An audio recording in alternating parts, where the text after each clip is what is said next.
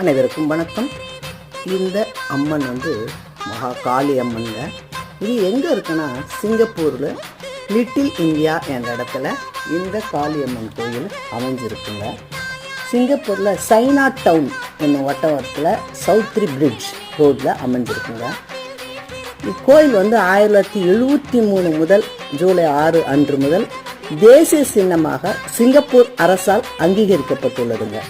இந்த கோயில் எப்படிங்க அமைஞ்சதுன்னா, தமிழர்கள் தமிழ்நாட்டிலிருந்து நாகப்பட்டினம், கடலூர் போன்ற மாவட்டத்திலிருந்து சிங்கப்பூர் போய் வாழும் தமிழர்கள் தான் இந்த காளியம்மன் கோயிலை அமைச்சிருக்காங்க.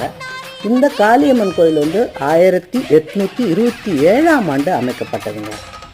இந்த கோயில் அமைவதற்கு மிகவும் முக்கிய காரணகர்த்தாவாக இருந்தவர் நாராயண பிள்ளை என்பவராகுங்க. அனைவருக்கும் இனிய காலை வணக்கம். காளியம்மன் அருளுடன்.